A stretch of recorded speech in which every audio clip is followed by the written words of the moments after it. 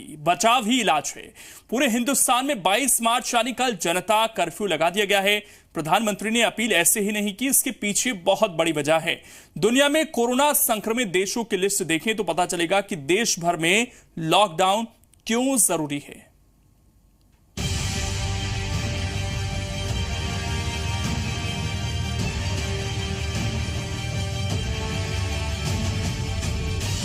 Corona से मौत के मामलों में चीन को पीछे छोड़ते हुए इटली आगे निकल चुका है। इटली का पूरा हिसाब किताब देख लीजिए। आप 22 मार्च को जनता कर्फ्यू के ऐलान के महत्व को समझ जाएंगे।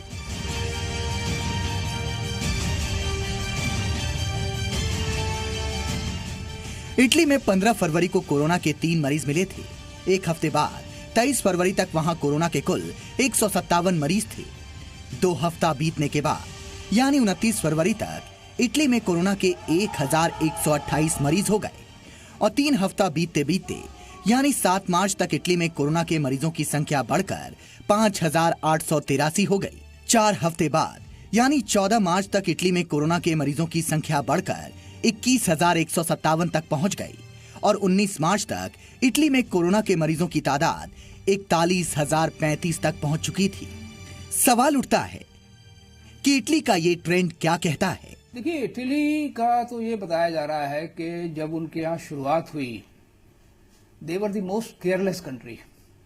वो सब कुछ करते रहे जो उनको नहीं करना चाहिए था। सब कुछ पार्टियां चलती रही, सब कुछ सोशल गैदरिंग होती रही और उसका वजह ये हुआ कि वो इस तरह से वो फैल गया है। ये तो एक एक्स्ट्रा ऑर्डिनरी केस है। मेरे ख्याल इटली वर्ल्ड का एक ऐसा ही कंट्री है जहां पे मल्टीप्लाई ज्योमेट्रिकली हुए हैं केसेस।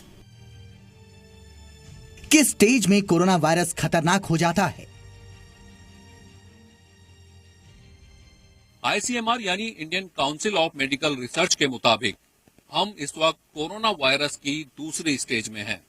इसका सीधा सीधा अर्थ है कि अभी वही लोग इससे प्रभावित हैं जो कि उन देशों से होकर आए जहां कोरोना वायरस अपने पांव पसार चुका था, या फिर वो लोग जो इन संक्रमित लोगों के संपर्क में आए। अब पूरी कवायद 22 मार्च की इसी बात को लेकर है कि हम तीसरे स्टेज पर ना पहुंचें। ये जो चेन है इसे हम यहीं तोड़ दें और कोरोना वायरस की इस लड़ाई में जीत हासिल करें। ये तीसरा चरण ही है जिसकी आहट से हर कोई सहमा हुआ है, जिसे रोकने के लिए सारी कवायद की जा रही है। दावा किया जा रहा है कि कोरोना का तीसरा स्टेज खतरनाक होता है। इसमें कोरोना का कम्युनिटी ट्रांसमिशन होता है, यानी जब कोई शख्स किसी ऐसे व्यक्ति के संपर्क में आकर कोरोना का शिकार हो जाए जिसके कोरोना पॉजिटिव होने की जानकारी पहले ना हो। स्टेज 3 लाने के लिए जो ट्रेंड है अभी तक वो नजर नहीं आ रहा है। आपको मैं ये भी बता दूं कि भारत जैसे देश में अगर स्टेज 3 वाकई में आ गया तो हम इसको संभाल नहीं पाएंगे। तो मेरी राय यही है सबको कि हम ये मान के चले कि हम स्टेज 3 में हैं और उसके हिसाब से हम अपनी तैयारी करें और सारी वो प्रिकॉशन लें। चाहे उसको लॉकडाउन कह लीजिए, बाहर नहीं निकलना चाहिए, सोशल डिस्टेंसिंग करनी है, वो सब कुछ करना है। अब हमारे पास समय नहीं है।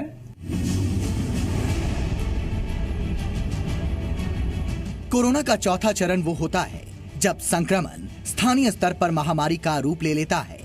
हालांकि हिंदुस्तान ने अब तक जिस हिम्मत और हौसले से कोरोना का सामना किया है उसकी तारीफ WHO भी कर चुका है। कोरोना मामलों की बढ़ती संख्या को देखते हुए सरकार ने हेल्पलाइन के साथ साथ जरूरी टोल फ्री नंबर भी जारी किया है। सोशल डिस्टेंसिंग के लिए क्या करें और क्या ना करें, इस पर भी गाइडलाइंस जारी किए हैं। केंद्र सरकार के मुताबिक वो राज्य सरकारों से लगातार संपर्क में है। सच तो यही है कि कोरोना के खिलाफ इस लड़ाई को तभी जीता जा सकेगा जब हम एक दूसरे के संपर्क में आए बिना अपने देश का साथ निभाएंगे। 22 मार्च को सबके साथ जनता कर्फ्यू के फैसले का साथ निभाएंगे, तभी कोरोना महामारी को फैलने से रोक पाएंगे। ब्यूरो रिपोर्ट, जी मीडिया।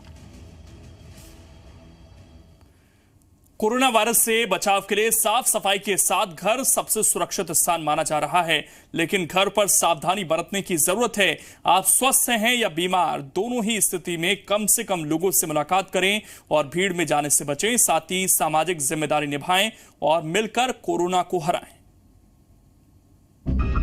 नई फैक्ट्री के लिए ग्राउंड ब्रेकिंग सेरेमनी थी। वो उस काम के लिए काफी ट्रैवलिंग करती थी। क्या उसके काम में किसी तरह मवेशियों के संपर्क में आना शामिल था? नहीं।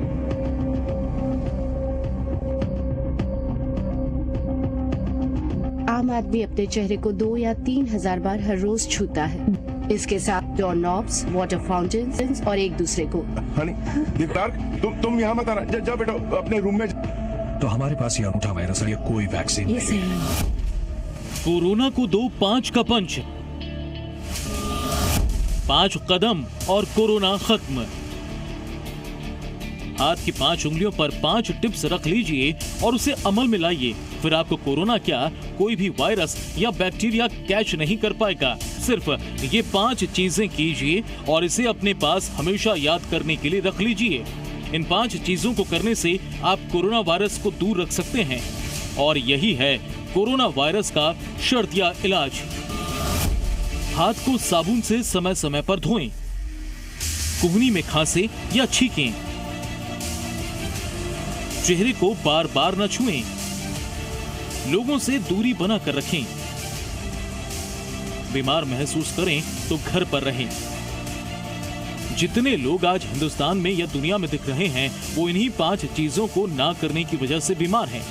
लिहाजा इन 5 चीजों को आपको अपनी जिंदगी में शामिल करना है और वायरस फैल रहा हो या ना फैल रहा हो, 5 के इस पंच को अपनी आदत आपको बना लेनी है ताकि ऐसा आउटब्रेक फिर ना देखने को मिले।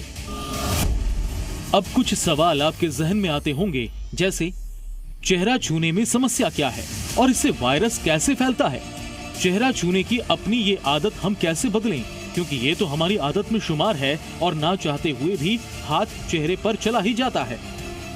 कितनी देर तक अपने हाथों को साबुन से धुलें, क्योंकि लोग शिकायत करने लगे हैं कि हाथ में रूखापन आने लगा है, या कुछ लोग अब इतने ज्यादा घबरा गए हैं कि हर 15 मिनट पर हाथ धोने लगे हैं। कुहनी में खांसने पर वायरस तो कुहनी में भी लग सकता है, ऐसे में संक्रमण क्यों नहीं फैलेगा? क्या खांसने और छींकने की कोई टेक्निक है?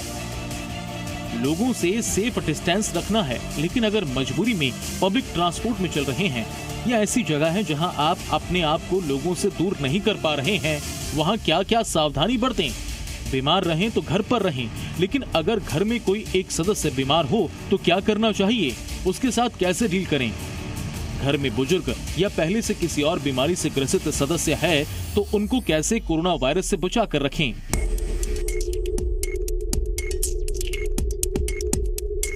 Don't touch your face. Contagious. And I haven't touched my face in weeks. हम अपना चेहरा क्यों छूते हैं? 1 घंटे में औसतन हम 80 से 90 बार अपने चेहरे को छूते हैं। अब बात आती है कि ऐसा हम क्यों करते हैं और क्या हम इसे बदल सकते हैं? एक्सपर्ट कहते हैं कि हम इसे बदल नहीं सकते क्योंकि ये हमारे डीएनए का हिस्सा है। हमने देखा है कि इंसान जब सबसे छोटा होता है तो यूट्रस में भी भ्रूण होने पर भी चेहरा छूता है। ये नेचुरल है कि जब हम परेशान होते हैं तो चेहरा छूते हैं। हम अपने आप को शांत करने की कोशिश करते हैं। हम जब थके होते हैं, जब चिंता में होते हैं, जब हैरान होते हैं, जब दुखी होते हैं तो चेहरा छूते हैं। और ये हम बचपन से करते आ रहे हैं। हम कोशिश करते हैं कि अपना चेहरा ना छुएं, लेकिन हमारा सबकॉन्शियस माइंड अपने आप हमसे ये काम करवाता है और ये हमारे डीएनए में है। It might also mean creating habits around how you use your hands. So rather ये एक तरह से अपने हाथ को इस्तेमाल करने की आदत है। तो अपने हाथों को इस तरह से घुमाते रहने से आसान हो जाता है कि बिना जाने चेहरे को छूना बेहतर है कि अपने हाथों को वापस बांध कर रखें। इससे जब आप चेहरा छूने जाएंगे, मैं अपना चेहरा छूने से पहले अपने हाथ साफ कर लेती and you'll be quicker to catch yourself. I cleaned my hands before I touched my face. अब सवाल आता है कि चेहरे से कोरोना वायरस का क्या लेना देना है और क्यों चेहरा छूने से मना किया जा रहा है? देखिए, जो वायरस का स्प्रेड होता है ये ड्रॉपलेट इन्फेक्शन से होता है तो इसलिए अगर हमारे हाथ पे या कुछ वायरस इन्फेक्शन आ रहा है, हम उसको बार बार चेहरे पे लगा रहे हैं, नाक मुंह तक जा रहा है, तो इसका इन्फेक्शन होने की संभावना बढ़ जाती है। तो इसलिए हम एडवाइस करते हैं कि हम अपने चेहरे को बार बार ना छुएं। दरअसल ये वायरस आपके चेहरे से ही होकर आपके अंदर दाखिल होता है, यानी वायरस को अंदर जाने का रास्ता आपके चेहरे से मिलता है। वायरस सांस की नली तक पहुंचता है तो संक्रमण होता है। सांस की नली तक पहुंचने के 3 रास्ते हैं, नाक, मुंह और आंख। म्यूकस मेम्ब्रेन के जरिए वायरस अंदर घुसता है। नाक, मुंह और आंखों को बिल्कुल नहीं छूना चाहिए। जब हम अपनी माँ के पेट में थे तब से ये आदत हमारे साथ है कि हम अपने चेहरे को छू रहे हैं और ये बदलना बहुत मुश्किल है, लेकिन ये नामुमकिन भी नहीं है। ऐसे में जरूरी ये भी है कि हम अपने हाथों को धोएं। देखिए, आदत बदलना तो बहुत मुश्किल है, लेकिन इस टाइम पे सबको ये तो ध्यान रखना ही पड़ेगा कि अपने चेहरे को कम से कम छुएं और अच्छे से, अगर हैंड सैनिटाइजेशन वो अच्छे से कर रहे हैं, हाथ वगैरह अच्छे से धो रहे हैं, कहीं बाहर जाके घर पर आ रहे हैं, अपने हाथ अच्छे से धो रहे हैं, तो उसके बाद चेहरे पे हाथ लगाने पे भी इतना वायरस का स्प्रेड नहीं होगा जितना हम एक्सपेक्ट करते हैं।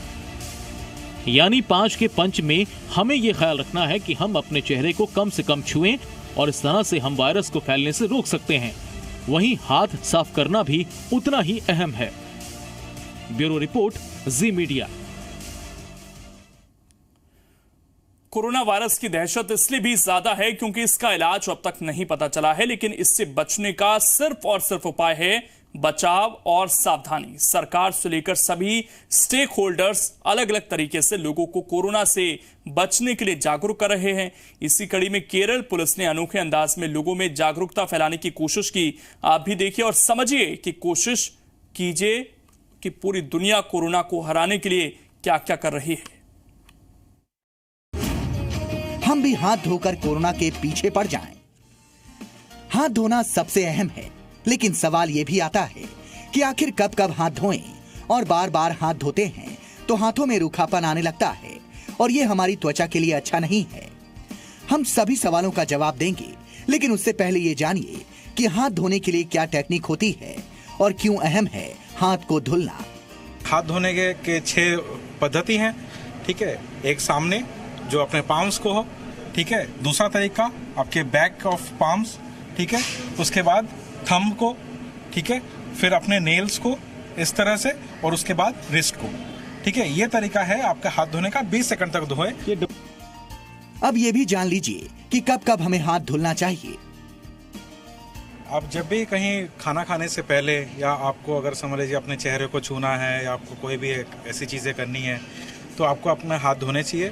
कोई ऐसा जरूरी नहीं है कि आपको कोई अल्कोहलिक मीडियम जैसा कोई सैनिटाइजर से ही धोनी है। आप साधारण साबुन से आप अपना हाथ धो सकते हैं। यह है कि 20 सेकंड तक आप अपना हाथ धोएं। नोट कर लीजिए, सिर्फ इन समयों पर अपने हाथों को साबुन से अच्छे से धुलें। खाना खाने से पहले, अपने चेहरे को छूने से पहले, बाहर से घर आने पर, किसी सार्वजनिक सतह को छूने के बाद, मार्केट से लिए सामान को छूने के बाद। इसके अलावा किसी तरह से अगर आप किसी ऐसे व्यक्ति से मिलते हैं जो बीमार है और वो आपके सामने खांसता है या छींकता है, तो अपने हाथों को जरूर अच्छे से धोएं। अब आप पूछेंगे कि क्या वाकई मेरे हाथों पर वायरस है या बैक्टीरिया है जो मुझे इन्फेक्ट कर सकता है? अदृश्य दुश्मन को देख लीजिए, अपने आंखों से देखिए वायरस। बिना हाथ धोए छुए गए इस हिस्से पर देखिए, जहां जहां सफेद बबल दिख रहे हैं, ये वायरस है। वायरस की कॉलोनी यहाँ बन रही है। वैसे तो ये हाथों पर दिखते नहीं है, लेकिन एक खास तरह के केमिकल पर इनको खुली आंखों से देखा जा सकता है। यही वो वायरस हैं जो आप अपने साथ लेकर चलते हैं और अपने हाथों से अपने शरीर के अंदर पहुंचाते हैं, या फिर अपने हाथों से दूसरी चीजों पर इन्हें छोड़ते जाते हैं, जिससे वायरस फैलता है। अब वो सैंपल देखिए जिस पर साबुन से हाथ धुलकर उसे छुआ गया था। यहाँ भी आपको ढेर सारे बैक्टीरिया के निशान मिल जाएंगे। इसका मतलब है कि हाथ को बहुत अच्छे से नहीं धुला गया। यानी कि जैसे हम आज से पहले अपने हाथों को बस यूं ही धुल लिया करते थे, हम तब भी बैक्टीरिया और वायरस को खुद के अंदर डाल रहे थे। कम से कम 20 सेकंड तक हाथों को साफ करना जरूरी है, तभी वायरस और बैक्टीरिया आपके हाथों से साफ होंगे।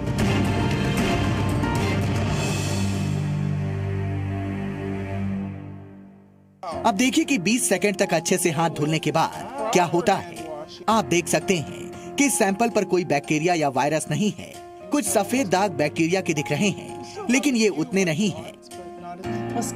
लोगों की त्वचा एक बैक्टीरिया के बढ़ने के लिए एक मकबूल जगह है। वहाँ उसे नमी मिलती है, यह उसके लिए पोषण होता है। त्वचा को प्रोटीन मिलता है। जब आप अपने हाथों को साफ करते हैं, साबुन खुद बैक्टीरिया को मार देता है, लेकिन आप जिस तरह से रगड़ते हैं उससे भी उन्हें खत्म करते हैं। और फिर आप अपने हाथों को सुखाते हैं तो आप उन्हें अपने से जुदा कर देते हैं। आपको बहुत सारे फायदे होते हैं जब आप अपने हाथों को अच्छे से साफ करते हैं और उन्हें अच्छे से सुखाते हैं।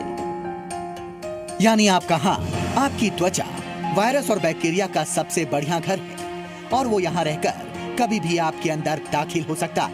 ऐसे में हाथों को धुलना बहुत जरूरी है, लेकिन आजकल जब लोग बार बार हाथ धुलने लगे हैं, तो उनके हाथों में रूखापन आ रहा है, हाथों में क्रैक्स पड़ने लग रहे हैं और ये ठीक नहीं है।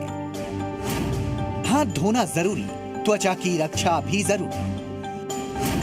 हाथों को रूखा होने से कैसे बचाएं? सबसे पहली चीज कि आप अपने हाथों को ज्यादा गर्म पानी से ना धोएं, हल्का गर्म ही इस्तेमाल करें, क्योंकि गर्म पानी आपके हाथों को रूखा कर देता है। दूसरी साधारण टिप ये है कि हाथ धोने के बाद आप अपने हाथों को मॉइस्चराइजर लगाइए।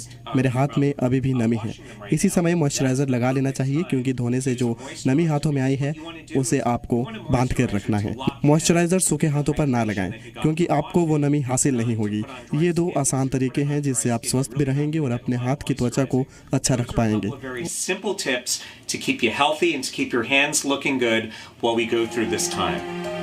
जाहिर है थोड़ी सी सावधानी से हम हर तरह की मुश्किल से लड़ सकते हैं। वायरस के खिलाफ जंग में हमारी लड़ाई पहले हमें ही लड़नी है। डॉक्टर भी यही कह रहे हैं कि हम घर से बाहर अस्पताल में रहकर कोरोना वायरस को हराने में लगे। आप घर में रहकर और कुछ जरूरी तरीके अपनाकर कोरोना को दफा कर सकते हैं। कोरोना दफा होना।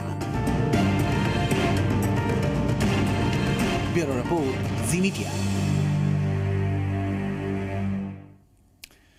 कोरोना वायरस सिर्फ छूने से ही नहीं बल्कि गलत तरीके से खांसने और छींकने से भी फैल रहा है। इसलिए यह समझना जरूरी है कि आखिर जब छींक आ रही हो या आप खांस रहे हो तो उस समय क्या एहतियात बरतें ताकि आपका संक्रमण और लोगों तक ना पहुंचे।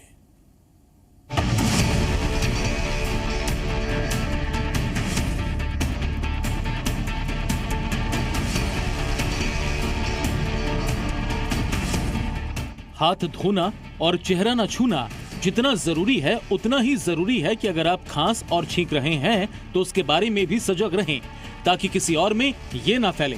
लिहाजा छींकते या खांसते वक्त अपनी कोहनी से अपने चेहरे को ढकना चाहिए। सवाल है कि कोहनी पर छींकने से वायरस वहीं रहेगा? क्या इस तरह से वायरस नहीं फैलेगा? कोहनी पे वायरस लगने के बाद फैल सकता है, लेकिन ये ओपनली खांसने से उससे बेहतर है। वायरस के बाकी लोगों में फैलने के चांस कम हो जाते हैं हवा के थ्रू। ड्रॉपलेट इन्फेक्शन है जैसे बताया पहले, तो कोहनी में खांसना चाहिए और उसके बाद उन कपड़ों को घर में अलग से धोना चाहिए। जब भी आप बीमार होंगे और खांसते वक्त खुली हवा में खांसते या अपने हाथों पर खांसेंगे या किसी और चीज से अपने मुंह को ढकेंगे तो आप वायरस को या तो हवा में फैलाते हैं या फिर आसपास की चीजों पर। फिर वहां से ये वायरस दूसरे व्यक्ति को भी संक्रमित कर सकता है। इसीलिए कहा जा रहा है कि आप खांसते वक्त या तो एक बार इस्तेमाल होने वाला टिश्यू पेपर यूज करें और फिर उसे फेंकने के बाद अपने हाथों को साबुन से अच्छे से धोएं।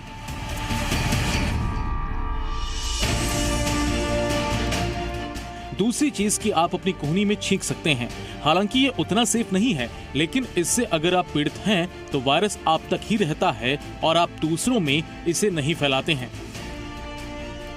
खांसने से छींकने से जैसे ये फैल रहा है तो आप उसके लिए थोड़ा डिस्टेंस मेंटेन करें, पहली चीज़ तो। दूसरा, आप कोहनी में खांसते हैं तो उससे क्या होगा, इस तरह से खांसने से क्या होगा कि ज़्यादा दूर तक ड्रॉपलेट नहीं फैलेगा, तो इन्फेक्शन का रिस्क कम होगा। जैसे कि अगर मैं किसी के मुंह पे खांस रही हूँ, छींक रही हूँ, तो उसका रिस्क ज़्यादा होगा। कोरोना वायरस को हराना है तो उन लोगों को जो बीमार हैं, जो अपने घरों में भी हैं, उन्हें अपने लोगों से दूर रहना चाहिए। घर में कोई बीमार है तो क्या करें? अभी हम देख रहे हैं कि जैसे भी कॉमन कोल्ड भी हो रहा है तो लोग पैनिक हो जा रहे हैं कि हाँ कोरोना ही है। तो सबसे पहले तो आप देखें कि कुछ ऐसा कांटेक्ट हिस्ट्री है या नहीं है, फिर आप डॉक्टर को मिलें, ठीक है। और एक जो साफ सफाई का ध्यान रखें घर में भी। दूसरे मेंबर थोड़ा सा अवॉइड करें कि कांटेक्ट में कम से कम आए, मास्क जरूर लगाएं, हैंड वॉश करें और डॉक्टर से मिलें। एक सवाल ये भी होता है कि अगर घर में छोटा बच्चा है और वो बीमार पड़ गया तो ऐसी हालत में उसे अकेला नहीं छोड़ सकते और वो चंचल भी होते हैं, तो उन्हें समझा पाना या उन्हें किसी खतरे से डरा पाना भी मुश्किल होता है। तो बच्चों के बीमार होने पर क्या करें? देखिए, छोटे बच्चे हैं, उनको बड़ों का सुपरविजन तो चाहिए ही रहता है, पर उनको मास्क जरूर लगाएं, है ना। और अगर सर्दी खांसी हो रही है तो अगर किसी डॉक्टर से सलाह लें पहले, फ़ोन पे हो सकता है तो ज़्यादा बेटर है। उसके बाद अगर उनकी जो हिस्ट्री है वो जान लें कि सर्दी खांसी क्यों हो रही है, क्योंकि बच्चों को अक्सर ऐसा होता है कि सर्दी खांसी उनको जुकाम होते रहते हैं। इसका मतलब ये नहीं कि उनको कोरोना हो गया है। पैनिक बिल्कुल ना करें। बच्चों को तब तक अस्पताल नहीं ले जाना चाहिए जब तक आपको ये न पता चले कि वो किसी ऐसे के संपर्क में आए थे जिससे कोरोना वायरस फैल सकता है, या फिर अगर आपके पास किसी को कोरोना वायरस का संक्रमण नहीं है तो घबराने की जरूरत नहीं है।